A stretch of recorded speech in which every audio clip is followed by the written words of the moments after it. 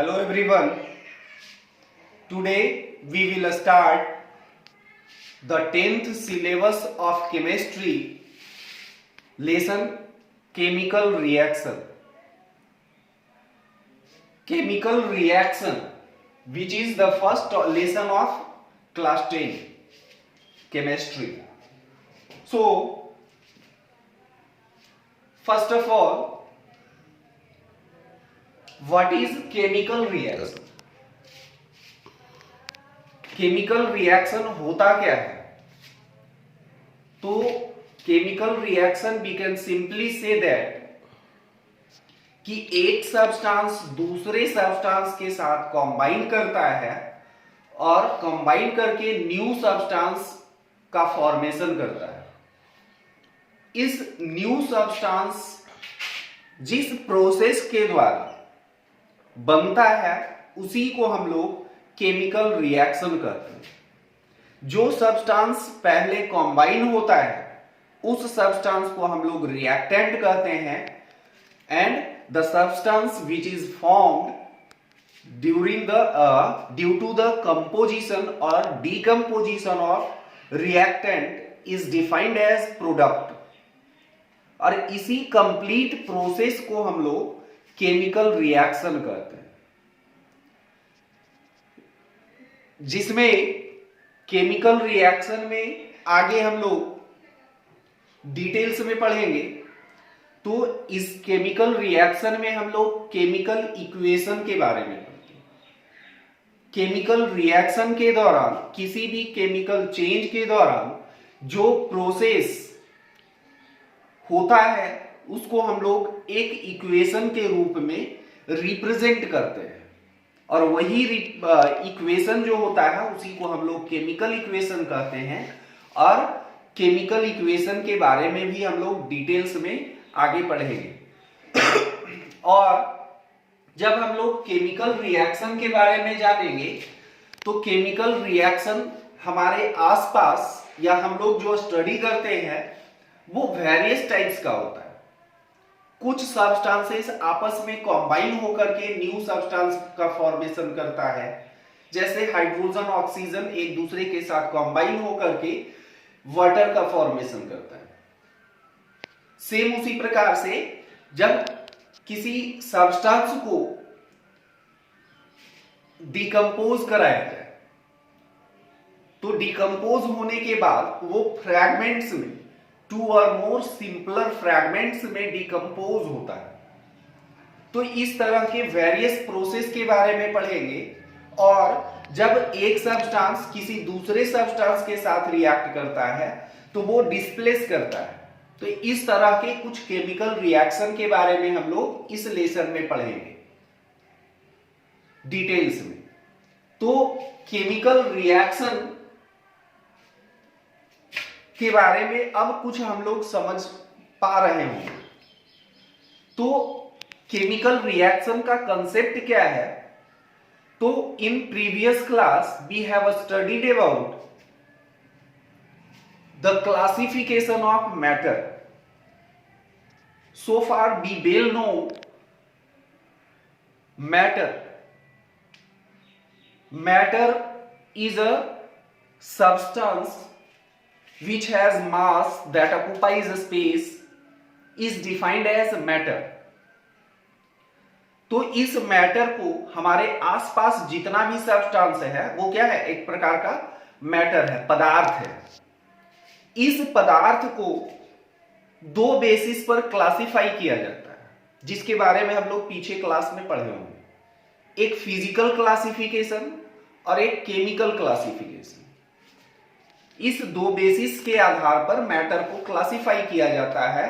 जो पहला बेसिस है, on the basis of physical classification matters are being classified into 3 states of matter: solid state, liquid state and gaseous state. In same way, on the basis of chemical classification matters are being classified as pure substance and impure substance.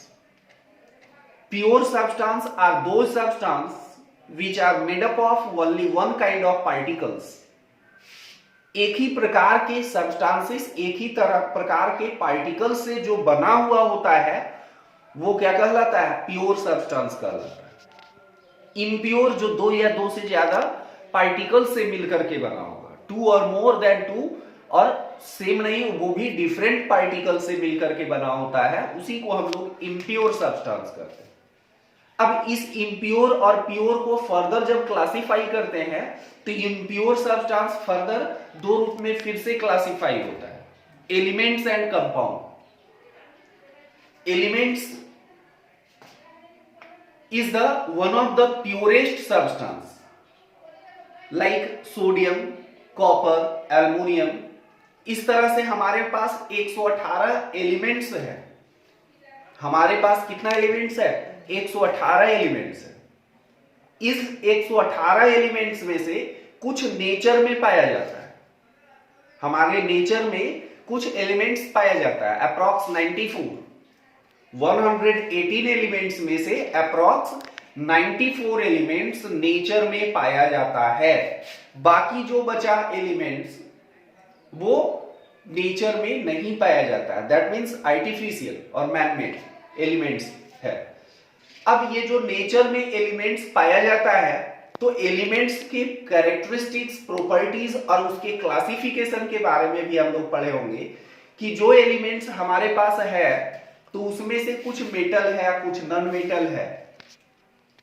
Metal वैसा element कहलाता है जो कि electron को loose करता हो, जिसके पास electricity और हीट को कंडक्ट करने का कैपेसिटी होता है।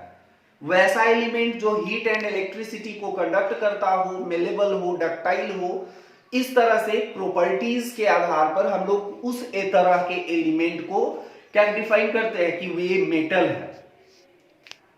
और जो ऐसा नहीं करता है, यानी कि हीट एंड इलेक्ट्रिसिटी को कंडक्ट नहीं करता है, मेलेबल नहीं होता है, डक्टाइल नहीं होगा, इस तरह के ग्रुप वाले एलिमेंट को हम लोग नॉन मेटल के रूप में डिफरेंशिएट करते हैं।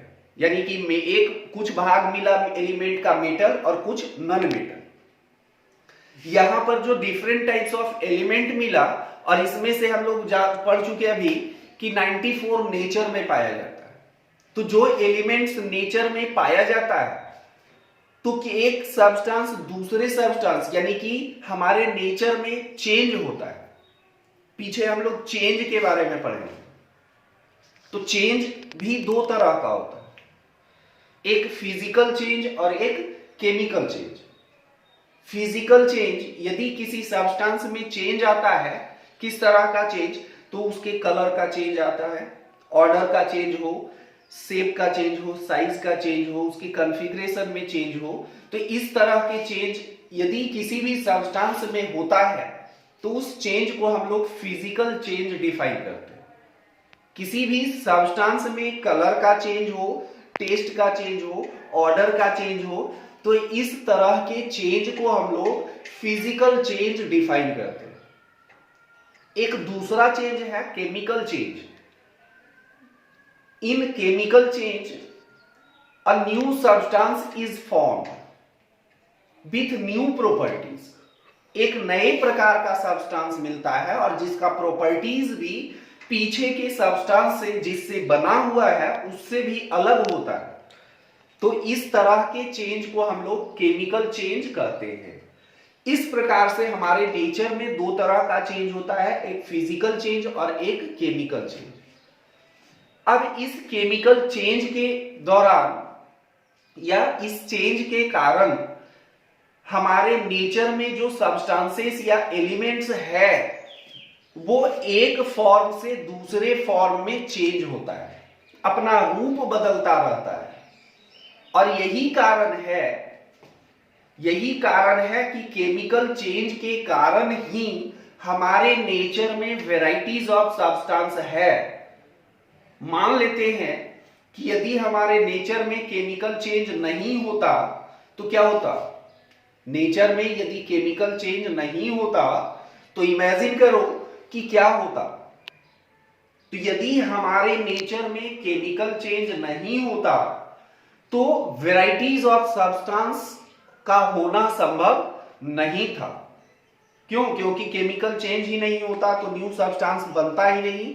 जो सब्सटेंस हमारे पास है वही, यानी कि हमारे पास सिर्फ लगभग 94 टाइप्स ऑफ सब्सटेंस होता, लेकिन ऐसा नहीं है। हमारे नेचर में केमिकल चेंज होता है और केमिकल चेंज के कारण न्यू सब्सटेंसेस का फॉर्मेशन होता है, जिसका प्रॉपर्टीज भी अलग तरह का नया होता है। तो इस तरह के चेंजेस के कारण एक सब्सटेंस दूसरे में चेंज होता है। इसी चेंजिंग के प्रोसेस को हम लोग केमिकल कॉम्बिनेशन या केमिकल रिएक्शन डिफाइन करते हैं। जैसे वाटर का फॉर्मेशन, हाइड्रोजन और ऑक्सीजन मिला तो वाटर का फॉर्मेशन होता है। इस तरह से हमारे नेचर में वैरायटीज ऑफ सब्सटेंस का फॉर्मेशन लगातार चेंज होते रहता है। अब ये जो प्रोसेस हम लोग पढ़े, तो पीछे पढ़े होंगे कि जो कॉम्बिनेशन होता है, तो इस केमिकल रिएक्शन या केमिकल कॉम्बिनेशन को नेचर में होने के लिए कुछ डिफरेंट लॉज होता है। There are 5 different laws to govern the chemical reaction which occur in our nature. जो हमारे नेचर में केमिकल कॉम्बिनेशन या केमिकल रिएक्शन होते रहता है, उसको गवर्न करने के लिए, जानने के लिए, समझने के लिए 5 डिफरेंट लॉज दिया गया। पहला लॉ क्या था? Law of conservation of mass, law of constant proportion, law of fix proportion, Gay Lussac law, Avogadro law. इस तरह से 5 डिफरेंट लॉज के अनुसार हम लोग केमिकल रिएक्शन को गवर्न किया जाता है। अब जब हम केमिकल रिएक्शन से पीछे से ही फेमिलियर हैं, तो केमिकल रिएक्शन को हम आसानी से समझ सकते हैं, या इसको रिप्रेजेंट कर सकते हैं, या इसको प्रिडिक्ट कर सकते हैं। तो जब हम केमिकल रिएक्शन को डिफाइन करना चाहे, तो simply we can define when 2 or more substances combine or decomposes to form a new substance having new properties, this process or phenomenon is defined as chemical reaction. अब यहां पे दो या दो से ज्यादा सब्सटेंस जो आपस में कॉम्बाइन किया, जो आपस में क्या करता है? कॉम्बाइन करता है, उस सब्सटेंस को हम लोग क्या कहते हैं? Reactant. We can simply represent as R. वही क्या कहलाता है? जो आपस में रिएक्ट करता है उसी को हम लोग रिएक्टेंट कहेंगे। और रिएक्टेंट के बाद जो न्यू सब्सटेंसेस का फॉर्मेशन होता है उसी को हम लोग प्रोडक्ट कहते हैं।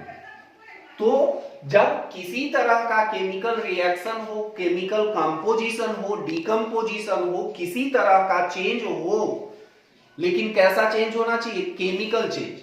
तो during any chemical change new substances are form. जो न्यू सब्सटेंस बनता है उस न्यू सब्सटेंस को हम लोग प्रोडक्ट कहते हैं। और जो न्यू सब्सटेंस बना वो किसी न किसी दूसरे सब्सटेंस के कंपोजिशन या डिकम्पोजिशन के कारण बना होगा, तो वही सब्सटेंस रिएक्टेंट कहलाता है। और इसी कंप्लीट प्रोसेस को हम लोग क्या कहते हैं? केमिकल रिएक्शन कहते हैं। यही क्या कहलाएगा? केमिकल रिएक्शन कहलाता है। The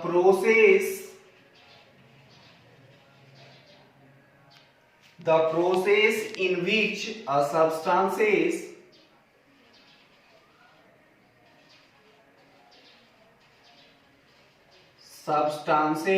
undergo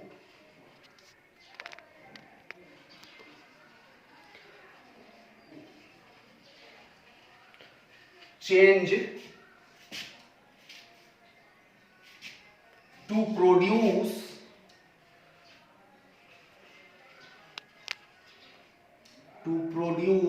a new substance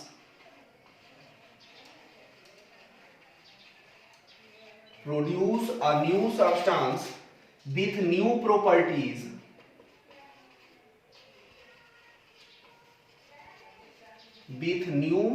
properties are known as known as chemical reaction. अब ये जो केमिकल रिएक्शन होता है तो इसमें दो टर्म और हम लोग को मिला, रिएक्टेंट.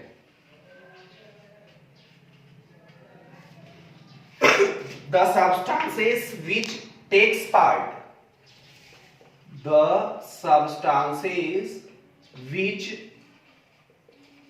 takes part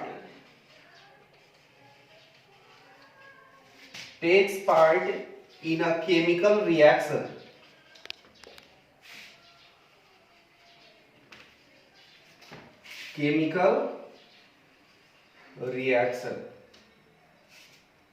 और दूसरा क्या है, प्रोडक्ट.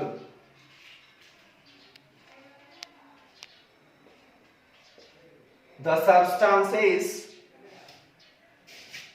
new substances formed,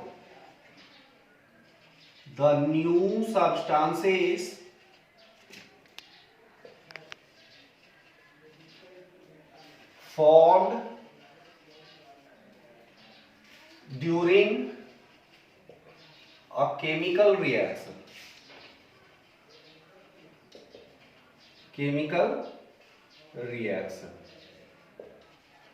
इसी न्यू सब्सटेंस को हम लोग प्रोडक्ट कहते हैं. For example sodium plus Na2O, sodium plus water जब कंबाइन करता है, it forms sodium hydroxide and H2. So this one is product,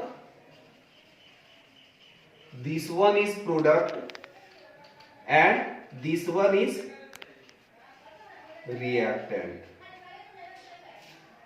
This is chemical reaction. I hope you have understood. If you have any problem, then comment on our channel. So that's all. Thank you.